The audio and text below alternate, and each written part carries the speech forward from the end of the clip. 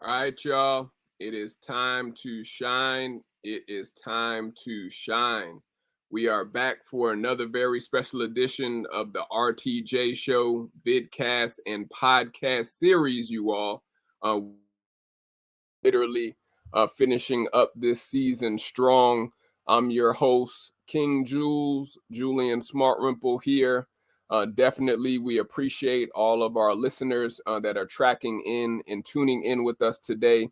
You are in for a very special treat, you all. But if this is your first time seeing us or even listening to our podcast, the RTJ Lifestyle Show was created to spread inspiration to young professionals and millennial entrepreneurs who want to learn wisdom on how to shine brighter in their careers or their businesses. And so if you are a millennial, if you are a Gen Zer, or even if you are a baby boomer, we still have love for all the baby boomers that tune in and listen, but you are in the right place to be because we are going to be diving in to a very popular subject right now with my very special guests who are going to bring up shortly. But definitely continue to tune in and share any questions that you have with my very special guest that we will be bringing on today. And so no question is too outrageous or even out there. We are here to learn. I'm even here to learn as the host. And so if you have any questions for today's episode, list them in the comment section below, and myself and our guests will get to them shortly.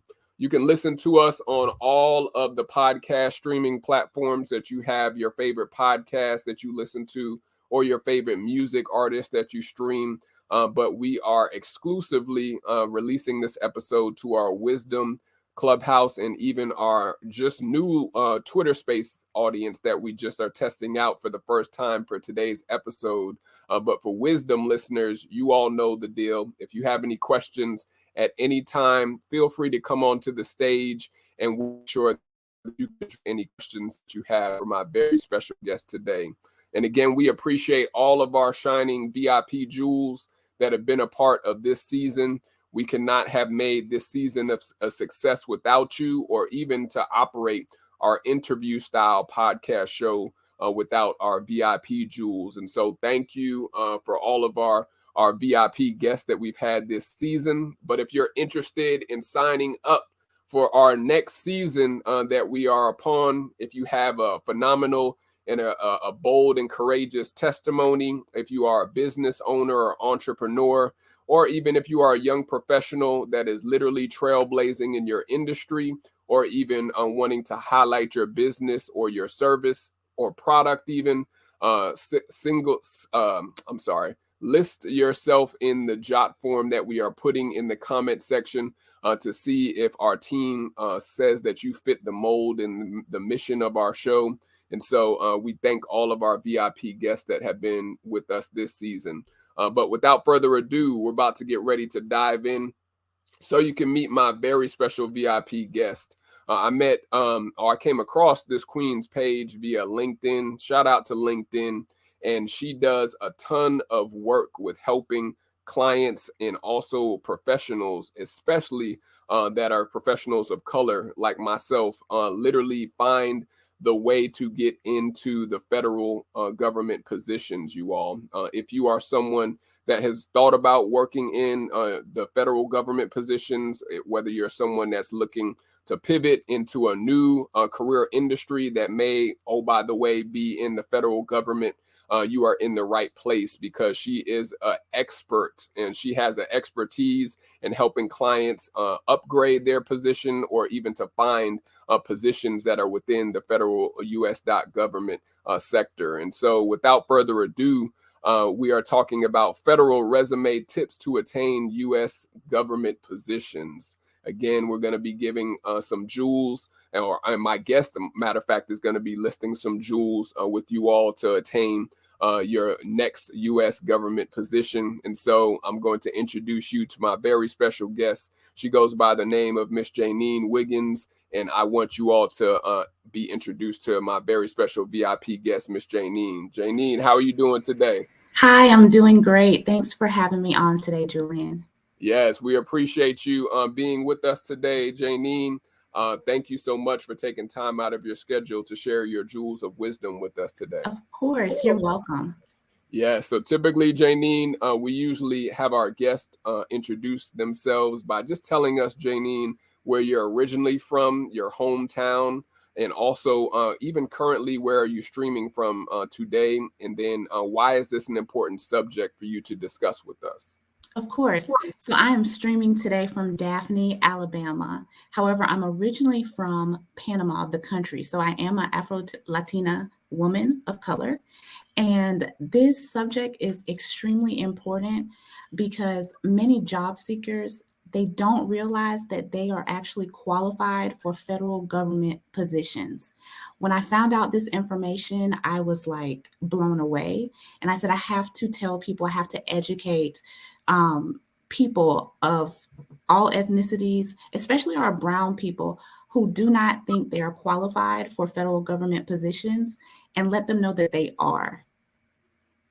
Yeah, that's such a big subject. Shout out to Panama too. I forgot that you are of Caribbean descent. Big up Yes. to the Afro Latino and Latina community. I know my family. I forgot to mention Janine is from Trinidad, so Oh, awesome. big up to Panama and Trinidad and all of those West Indians and West Caribbean natives. Yes, But that's awesome. tell us, Janine, like how did you get into learning even about government positions? I know most of us always grow up, whether we grew up in the U.S. or even outside of the states, and when we think of federal government positions, most people automatically think only military positions or maybe Right. some NASA government high tech positions in the engineering or tech industry. But like, how did you even learn or even want to learn about government positions? So I initially thought that only government positions were military positions. However, I started my business in 2015, and I used to service anybody who needed a resume. And I started getting a demand for federal government resumes, and I realized, hey, there's a different way on how you have to write the resume, how you have to structure it, and how you have to even approach that job search. So I had a book by Catherine Troutman, and I used it to teach myself how to write a federal resume. However, on the last page of the book, I saw that she actually offered a certification, like a legit certification. The price was legit. Everything she taught you was legit about it. So I took that certification in 2020, and it was an 8-week course where we did have tests. We had to write federal resumes, and we also learned the ins and outs of the government hiring process, including salary negotiation, interviewing, the application process, what different screens mean. So I really got more into it then. And I decided to change my complete business structure to only focus on either military applicants or first time federal applicants or current federal employees, because I saw that there was a need for that knowledge. And there really aren't a lot of strictly federal government resume writers. Yeah, that's so true, especially when it comes to the resume writing Mhm. side of the federal industry. And so, shout out to all of those federal workers and also federal employees that are tirelessly just literally giving their all in these positions, no matter whether you're getting paid what you are worth or whether you are trying to upgrade.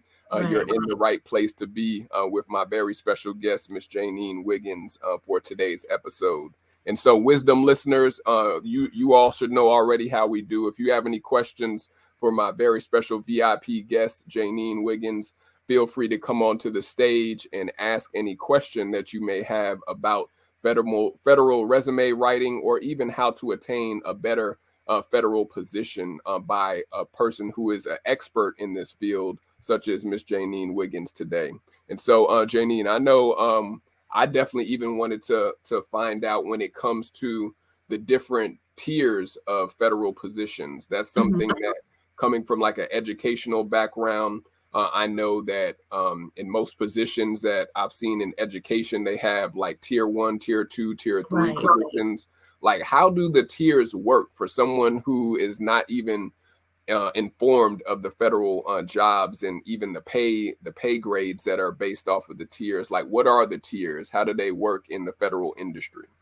So the main tier is called the GS system, and that stands for General Schedule. And that basically is the number tier, and it also corresponds with the pay grade. So the GS system starts at a GS level 2, and it goes up to a GS level 15, with 15 being the highest. You would cap out at your salary there. And above that, there's something called the senior executive level, and that's known as SES. So if you were just coming out of high school and you have nothing but your high school diploma, you would start at GS level 2, between a 2 and a 5.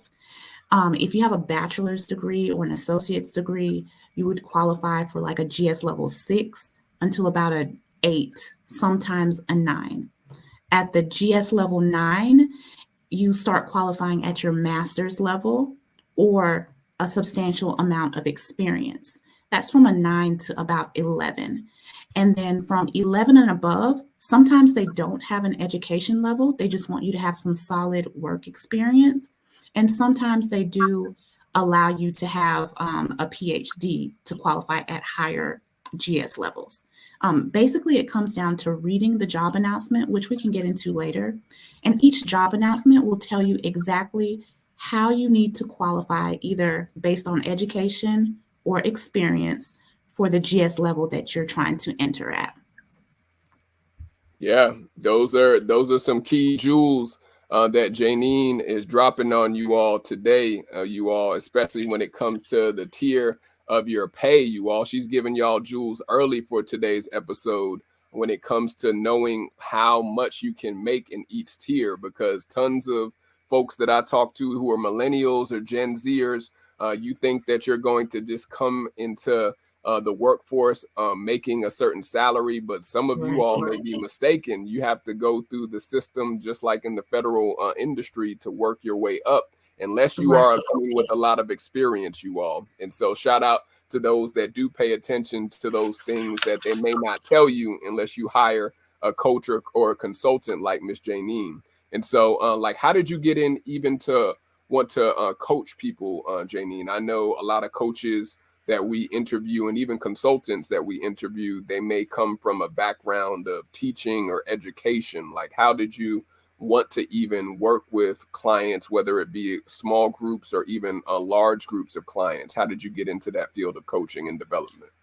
So I love teaching. My first corporate job was actually, I stayed there for 13 years. I recently left back in January, and they kind of suckered me in, telling me that it was a teaching position. I was super excited, straight out of college. But what I did was I taught users how to use the specific software that, I don't want to name it, but the software that they use in the hospital system for different applications. So I realized that I really enjoy teaching. So transitioning that to my business, in the corporate world, I learned how to use like Zoom, WebEx Teams, different types of streaming platforms. And I took that knowledge into my business so that I can teach job seekers the best practices of the ins and outs of the federal government. And I really feel like a good teacher breaks things down, and they listen, they answer your questions, and they also provide you with resources. That's something that I found hard to find in the corporate world, because whenever we had a new application come out in the corporate world, nobody would want to take the time to teach you.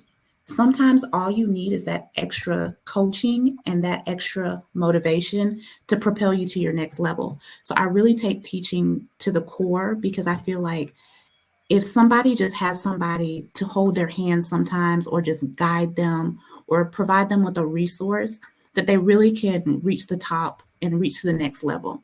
So I think teaching is extremely important. Yeah, you have to have that teachable spirit, as I like to say, even come from education, because a lot Oh, of yeah. the teachers, as you know, Janine, they don't even have all the information. And so sometimes your clients may even be able to put you on game with some of the They things do. that are out there that we even may have not heard about before as an educator or a coach. And so shout out to all of those teachers and coaches that also are being taught by their client pool that they work with. And Yes. definitely stay with that point too, because like coaching and development, it takes time. Like how do some of your clients, when they first come in to work with you, Janine, think that this is like a microwave effect and that it won't take time to actually put in on their behalf to literally find the best job that is for them, not the best job that they may want or the job that they may have been told about, but really finding that customized job that works the best for that client? Like how do you develop the clients to know that it's not a microwave effect? Thanks for bringing that up. Yeah, so I'm transparent with my clients up front. The federal application process, it might take weeks to months. More than likely, it takes months. And just the job search process alone, you have to find the position that's going to fit for you. After all, you're going to be at that position for 40 hours a week. And a lot of times we spend more time at work than we do at home. So I don't want any of my clients to rush into a position just because they want to get a federal job. If I have a feeling that you're that type of client, I will tell you to take a step back and maybe let's work together later, or maybe we're not a good fit, because the federal process takes time. And we really need to make sure that you're strategically aligned with that position you're selecting and that you have good chances of getting the position. I don't like my clients to just randomly apply to positions that they're not even qualified for. So, as far as the microwave effect, I'm just very transparent in the beginning and let them know that, hey, writing a federal resume takes a while. It takes longer than a private sector resume. The application takes a while. Finding the job takes a while. So I feel like transparency is key in these types of situations. Yeah, and you hit the nail on the head right there, to be transparent. And that's something that we have to be as coaches and Yeah. educators, because I see so many folks, Janine, as you see, they come in, think that it's a wham, bam, thank you, ma'am, to get a job. And Right. they thinking that you don't have to still go through the application process or even the interview process, which some people may Right. get green lit where they don't have to go through the formal process. But most of the folks that I know, they have to still go through a formal process, which leads to, you had mentioned it with your last point, like what's the difference between like the professional resume versus the federal resume, and what are some key differences that you've seen when people don't know that you have to have a whole different type of resume for federal jobs? Right. So there's so many differences. The first difference is on your private sector resume, you can include your LinkedIn profile URL. On your federal resume, that's a big no-no. Even in the federal announcements, it tells you no social media. A lot of people don't consider LinkedIn as social media because it's more like social networking. It's more of a professional platform. They're thinking that social media would be Instagram, Facebook, TikTok, and so forth. But on the federal resume, you can disqualify yourself by having your LinkedIn profile. Another thing is the length of the resume is naturally going to be 3 to 6 pages for federal. I know that sounds a little hard to fathom. However, once you actually build out your experience, it's easily 3 to 6 pages. So I've taken a 1 page resume, private sector resume, and easily made it 4 pages, just because the amount of information that the government wants about your work history is very substantial. So also you can put your supervisor's name, their contact information, and whether or not you want them to be contacted on your federal resume. In addition, you can also include your employer's address and also the month and year of your employment dates. So that's a big one, because even though on the private sector side, most people have the month and year, I've seen a lot of private sector resumes where they just do year to year. So like they'll say they worked somewhere from 2020 to 2021. If you transpose that to a federal resume, you will immediately disqualify yourself because every single federal announcement states that you have to have the month and the year that you were employed. So that's a huge difference. And I've seen so many people not get referred. A referral just means that you're getting to the next stage in the process because they missed that tiny bit of information. So those are some of the main differences between the private sector versus the federal resume. Yeah, you all, Janine is dropping a ton of jewels on the differences because people, even our generation of millennials, think that they are Mhm. the same. They are not the same. Janine is telling you all today, and even myself too. You have to have different resumes for different positions and even different industries, just like the Right, federal government positions that we're talking about today. And so, right. stay with that point too, Janine. Okay. Like when it comes to, let's say, differences in the federal industry, like are there specific jobs that are like more centered around military versus working for like the tax office or the local government municipalities? Like do they have like certain industries that they tailor the jobs into for those who may not know anything about federal government positions? Yeah, so the federal government, their industry code is called a series code. So every job announcement will have a series code. So there's a code for HR, and I can't spit them off the top of my head because the list is so long. But there's a code for HR, there's a code for certain positions in the IRS, there's a code for like the logistics family of positions. Mm. So if you were ever looking, and this is one of the things I go over in an in-depth strategy call, I actually give my clients a list of all the codes so that depending on what type of position they're searching for, they can just type in the code in the search bar and find every position that applies to that industry.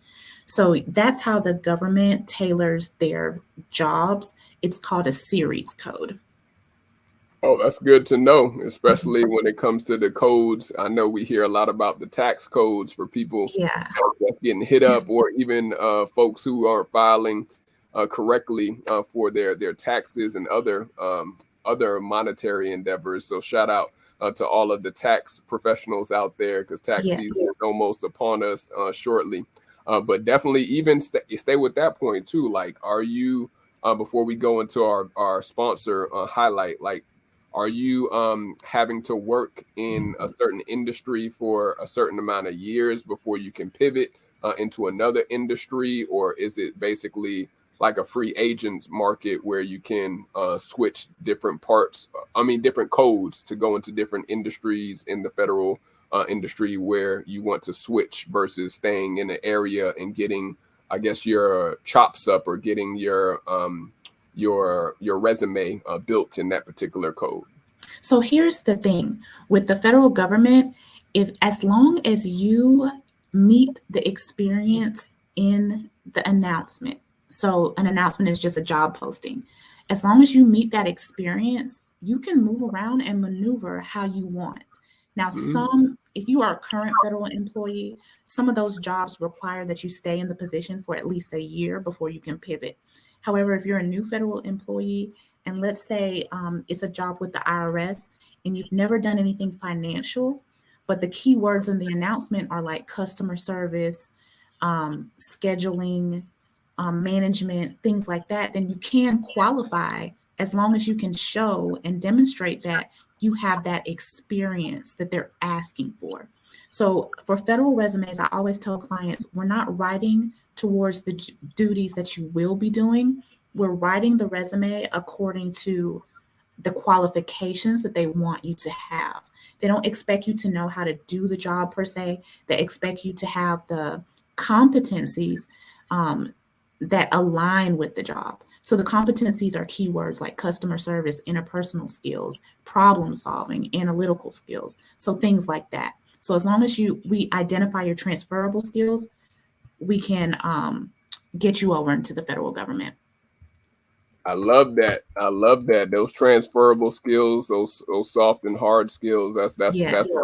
what I love to hear about, especially coming from HR and a training and development background. Those are key words that Janine is telling you that you should either research or either already know about from you all who are in the workforce already.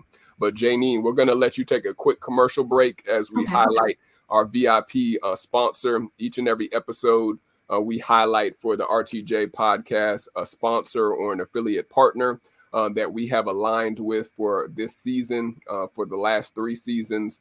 We've had some dynamic sponsors and affiliate partners that we partnered with. And so let's take a look and see who our affiliate VIP sponsor is for today, you all. Let's take a look.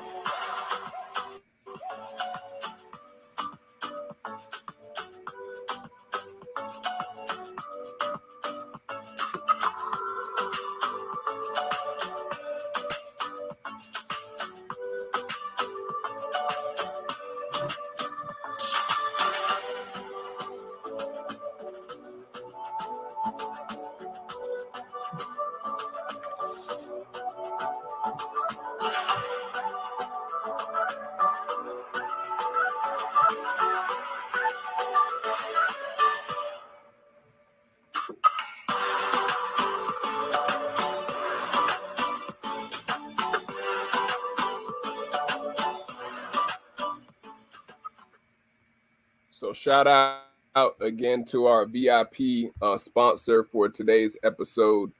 Comes from none other than our very special VIP sponsor, Herb and Eden, you all. Herb and Eden, if you are into healthcare, not healthcare, but health and wellness products, especially that are good for your skin, from a Black-owned company that has wellness products from scrubs to soaps to oils. I even think they're even working on some wellness deodorant that does not have any of the aluminum that's in their products, but they're based here in Atlanta, Georgia. Shout out to Urban Eden, where you can receive exclusively by clicking the link that we're putting in the comment section, 15% off your first order. And so definitely take care of yourself, your wellness, and also making sure that you're taking care of your temple is king and is key, as I like to say. And so go and look at Urban Eden products today. But back to you, Janine. We definitely wanted to highlight our VIP sponsor for today's episode.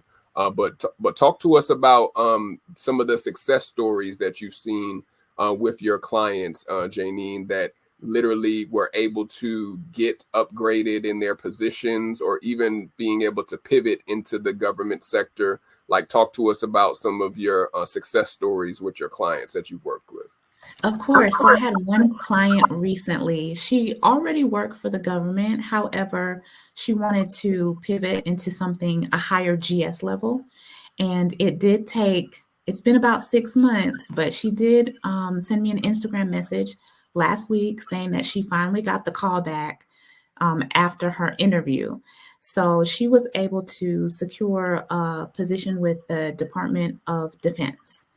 A big success story that I've had recently was a young man. He applied for CISA. So CISA is the IT portion of Central Intelligence Agency of the government. And it took about 4 months for him to hear back after he had already done the paperwork. So he was just waiting for a start date.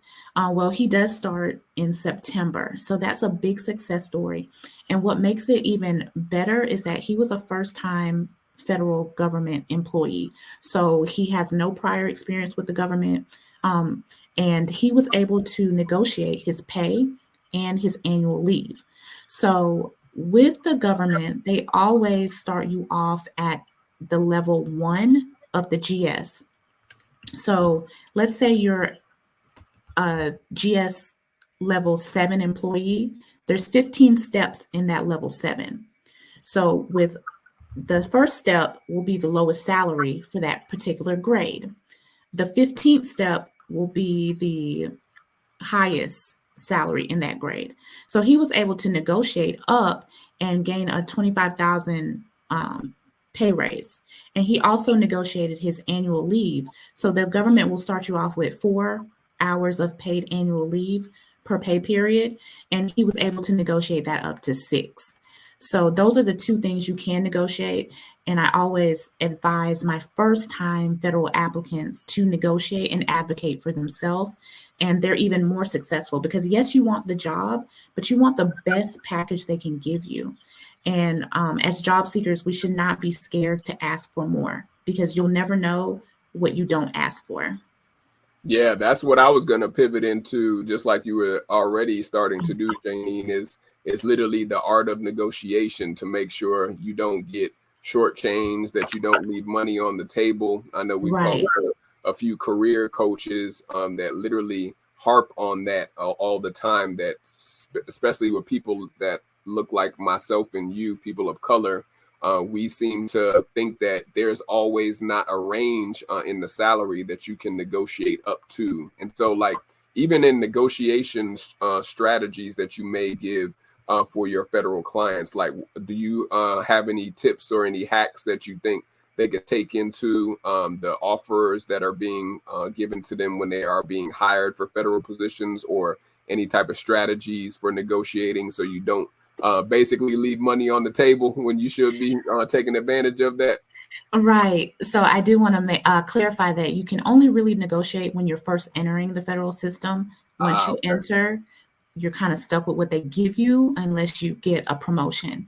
So when you're first entering, that's the hack. You really need to ask for what it is you want. And the two things you can ask for are increased salary and increased annual leave. So in order to do that, we write what's called an above minimum rate letter. It's basically just a fancy word to say your negotiation letter. And I do have a template that my clients get, and they just fill it out because only you know your worth. I can write what I think about you, but it's much more personable when you write and you tell them why you deserve a higher salary or more annual leave. So basically, once you get your offer, you just let the HR person or the hiring manager know that, hey, I would like to negotiate this offer before I accept it. That's totally your right to do so. A lot of people, I was just in a LinkedIn article about this, and a lot of people in the comments said that they would not negotiate. You should take what you're given in this economy, but that's just not true, because these agencies, especially the federal agencies, they have money allocated for these positions, especially if you're a very exclusive, sought out worker, like an IT professional. They have money out there for you. It is up to the agency. So just because you negotiate doesn't mean you're going to get it. But I would rather somebody ask and they say no, you still have the job, versus they don't ask and you still have the job, but you never know what you could have gotten more. Yeah, that's so true. Like Janine is saying, you all, you never know, and if you Yeah. ask, as the saying goes, you may receive, but closed mouths do not get fed. And so Right. I've even come from the HR background, Janine, where I was just literally in the training and development side, but all of the admins would always tell me in HR that people leave so much money on the table by not asking when they are initially in the offer, before they get the offer letter, and even in the interview stages of negotiation. And so shout out to all of those who are in HR, especially that are not afraid to put people on the art of negotiation jewels. But I definitely wanted to stay with that point too, that you were alluding to, Janine, with the benefits and even the flexibility of working in the federal industry. And wisdom listeners, This is your almost final call. If you have any questions for Janine, feel free to come onto the stage and ask any questions that you may have for this federal, not agent, but federal coach and also expert when it comes to federal resume writing and federal jobs that you are looking to attain. But if you have any questions, feel free to list them in the comment section too for any of our live listeners. But that's what I wanted to pivot to, Janine, is like, what are some of the benefits of working in the federal industry? Do you get certain perks, whether it's like in the nonprofit sector or the education sector, where you can get your debts or your loans forgiven? Do they have flexibility with remote jobs or remote positions that even pre-COVID or even right now, a little bit post-COVID, even though there's still stuff going on? Are there certain benefits of working in that federal industry? Yeah, so the federal government, definitely you get your health insurance, dental, vision, of course. And then, of course, you'll have your retirement. And they do offer remote work and telework. So, of course, this comes back to reading the job posting, but there's a difference between the two. So, remote work is you're 100% working from home, and the government considers your duty station as your home office. Telework is that you are in a hybrid position, but you're 100%, well, your primary duty station is the agency.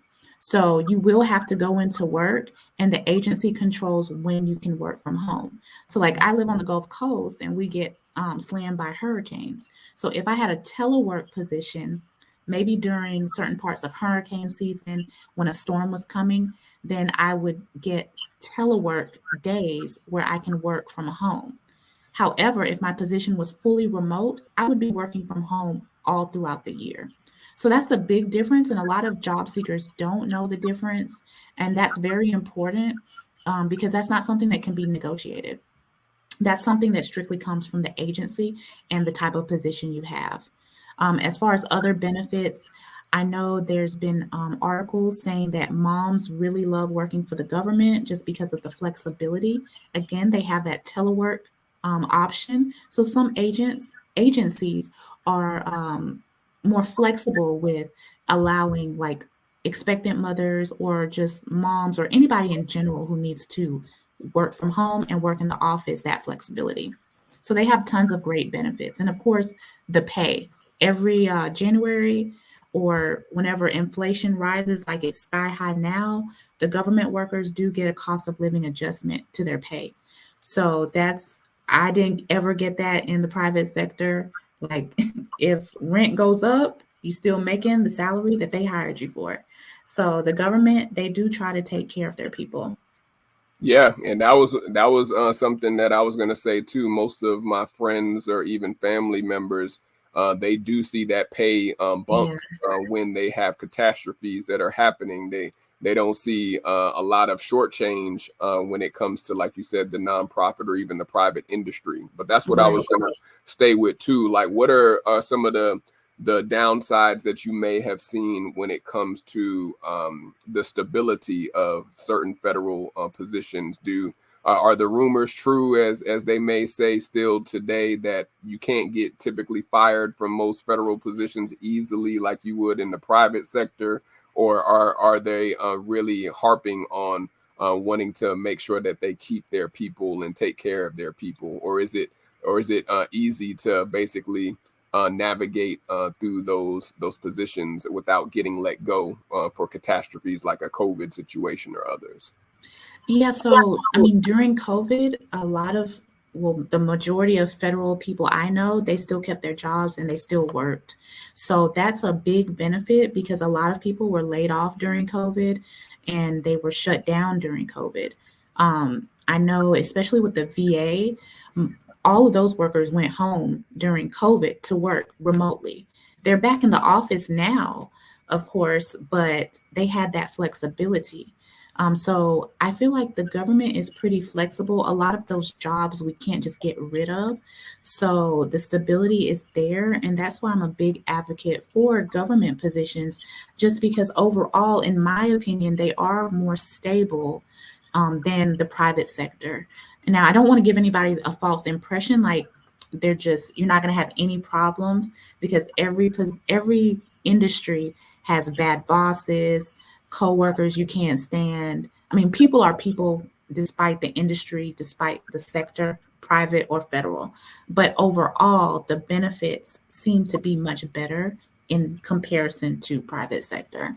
Yeah, no, you're on point right there, Queen. I know most of the friends and family I say they like I'm gonna hold on to this federal job because I'm getting Yeah, paid well, and also like I know it's going to be easier for retirement savings, literally by certain benefits for the career that they chose in the federal US.gov industry, basically. So like folks will stay on for the federal jobs, I think, they more than do. the private sector or the nonprofit positions that I've either heard of or even been in. And so like how do you see even as you and I both know that they had the great resignation for the millennial generation during COVID season, and even before, I knew a lot of friends that worked in the private sector that say, I'm only doing this bid for 3 to 5 years and then I'm out.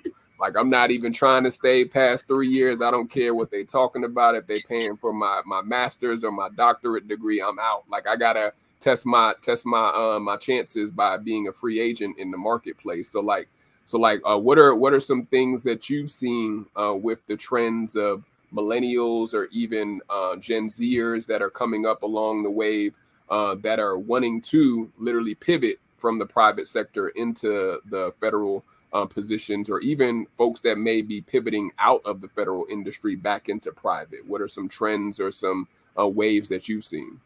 So the great resignation is dear to me because I am a millennial. I'm an older millennial, but I was part of that whole resignation. I literally put in my notice back in December and I was out by January because during COVID, I realized that the position I was in, there was nowhere for me to go up.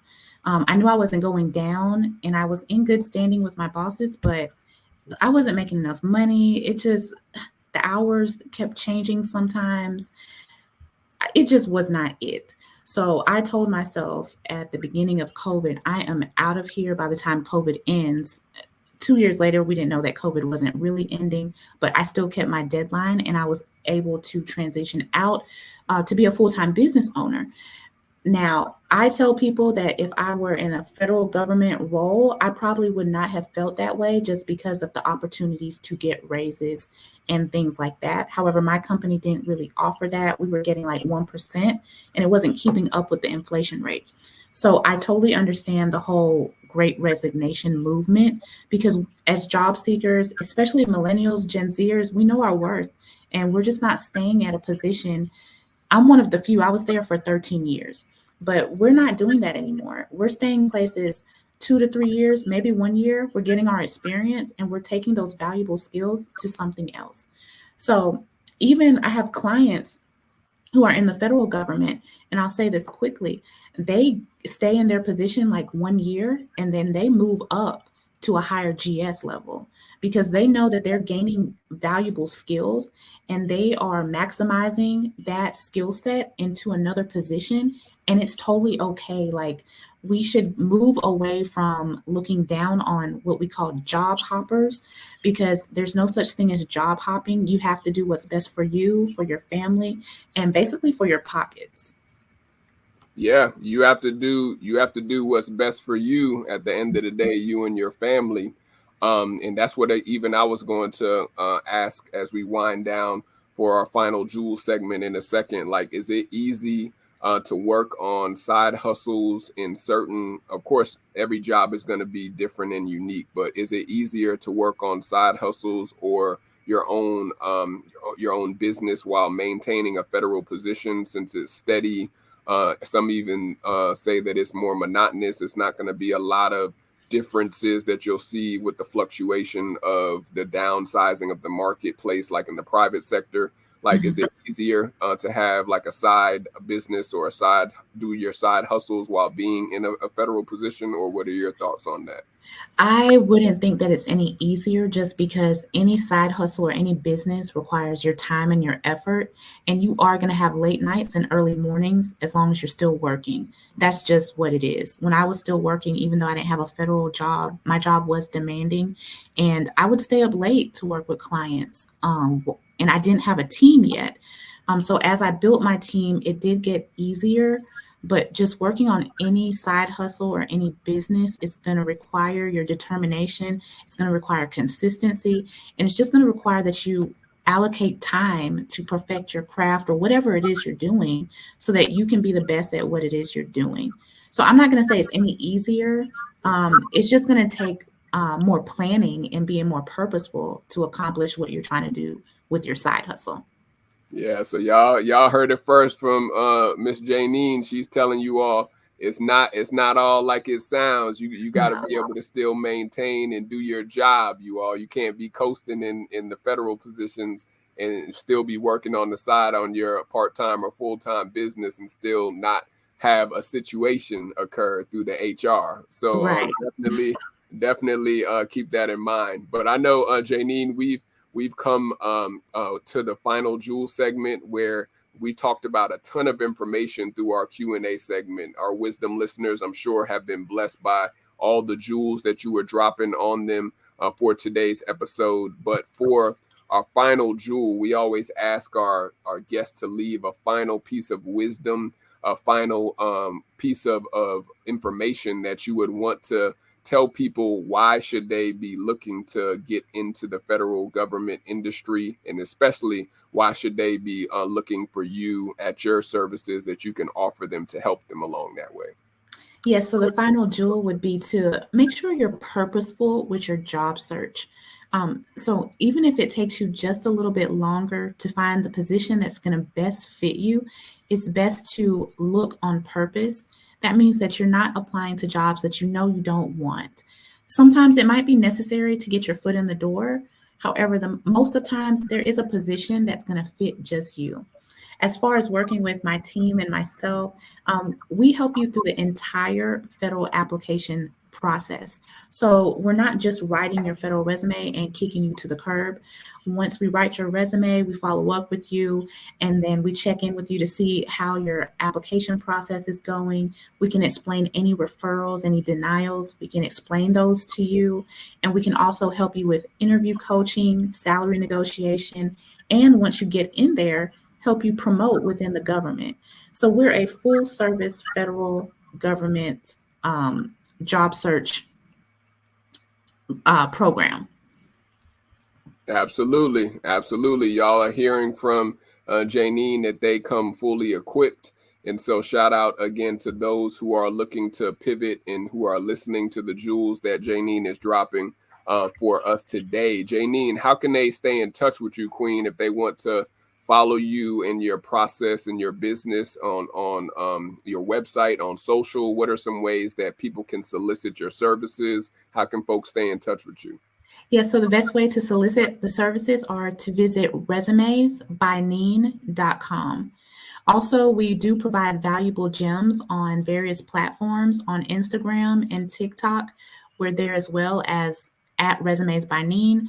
And I did leave out LinkedIn, but you can contact me there as well as Janine Wiggins on LinkedIn. But we're pretty much on all the social media platforms, Instagram, Facebook, LinkedIn, and TikTok. Yeah, so Janine is active. That's how I came across her page via LinkedIn too. So shout out again to LinkedIn, but definitely solicit her services. I know even some of our clients and some of our partners, we're definitely going to be shooting them your way, Janine, because people need to test the market and to be looking to be free agents, because no one's job is looking safe since COVID, and even after COVID. You should always be looking at what's the best move for you and your family. And so keep that in mind, you all who are listening. But Janine, we're going to say a quick prayer over you for blessing you for taking the time out of your schedule to share these very key jewels with our audience today. But for those who are listening, if this is blessed you in any way with today's episode with Janine, feel free to partner with us and sow a seed. There's two specific ways that you can sow with us. You could literally sow a seed by cash apping us at $SMART, SMART, JEWELZ, or you can become a monthly Patreon with us by clicking the link that's in the comment section right now. And we even launched recently some new merch going into the end of this season, you all. And so just literally click the link and take a look and see how you can partner with us. But sowing a seed into good soil is all what we do. And if you feel led by the jewels that Janine blessed with you today, and also by our platform, feel free to partner and sow a seed with us too. But Janine, I'm going to say a quick prayer over you, Queen, and then let you enjoy the rest of your day, if that's okay. Thank you. Yes. Perfect. Father God, I just want to thank you for Janine being able to come on our show and just bless our audience with all of the tons of jewels that she was able to provide for those who may be seeking a change, those who may be seeking to pivot or even to upgrade and accelerate their careers. We thank you for her expertise and her knowledge and skill set that you've given her in the private sector and also in the federal and also the public sector, so that she can show people that they can pivot, that they don't have to stay where they are, they don't have to do it on their own, and even that she can show them the way with her and her team. And so we pray that she will have new doors open for her, new partnerships, new clienteles that will maximize her profits 100-fold plus in this next season, and that new doors and also even new collaborations will fall from this interview into her lap. We love you, Abba. I thank you for this time that you've allowed us to share and also fellowship today. And it's in Jesus, Yeshua's name, I give you all the thanks and praise. Amen. Amen. Amen. We appreciate you, Janine, coming on to rock with us today, Queen. Thank you. Definitely, thank you so much. I know we'll be in touch, and you have a great rest of the day. Thank you. You too. Thank you. I see you. Peace. All right. All right, y'all. You heard from my very special guest, Janine. She was dropping a ton of jewels in reference to literally pivoting and also finding the right position, the right leg or lane for you to literally progress and to flourish in. And so if you didn't get all those tons of jewels that Janine was literally dropping on us tonight, you need to go and listen to the replay, you all. Some final jewels for thought for myself is to definitely trust your skill set. Don't let people box you in or pigeonhole you because they are trying to enslave you in that position, in that company, in that industry. There's always another way. It's not always greener grass that's on the other side, but you still can pivot. You don't have to stay where you are if you don't like your managers, if you don't like the culture, if it's a toxic culture.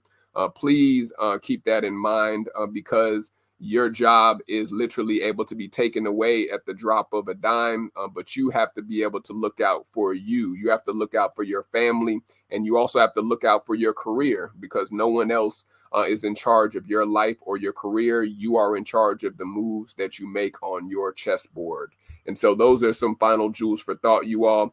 But let's take a look and see some of the things that we are working on as we close out season 4 episodes.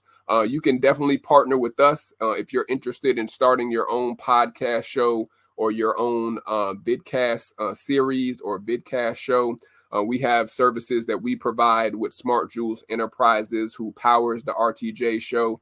But if you are interested in live streaming services like the streaming service we are streaming from StreamYard today, if you're interested in technical assistance that you need to work behind the scenes for your online conferences or your live courses that you are looking to do, or webinars for teachers and educators, we specifically work with shows and people who are looking to brand themselves in this online podcast and also online show industry. And so definitely go to www.smartjewelsenterprises.org if you are interested in partnering with us today, and let's talk. And you can sign up for a free 30-minute discovery session. Also, we are winding down for this season, you all, but we have put in a ton of work. Also, we have done our homework and due diligence to see how we can take our show on the road, to have us be able to travel and have a travel podcast. And so we are taking it to the next level very shortly as we wind down this season. And so you will want to stay in touch with us. Definitely follow us and subscribe to us with our podcast on any podcast streaming platform. And then even you can follow myself at King Jewel Speaks. I'm always on social via IG. You can follow me, or even via Facebook at Julian Smartrimple, and on LinkedIn at Julian Smartrimple. But we are literally taking this Smart Jewels network that we are creating right now organically to the next level, and partnering with creatives and content creators who are looking to travel and also to take their mission and their vision global. And so you'll be hearing a lot more about our team and what we are focusing on with our next transition to be interviewing people in Asia, Africa, Europe, South and Central America, and even, of course, in Australia and Antarctica eventually. But we are literally making our dreams become a reality. We're not talking about it. We're not dilly-dallying and squandering our gifts and our talents, because you have a gift, you have a talent. Just like Janine said, you may downplay it sometimes because no one sowed into you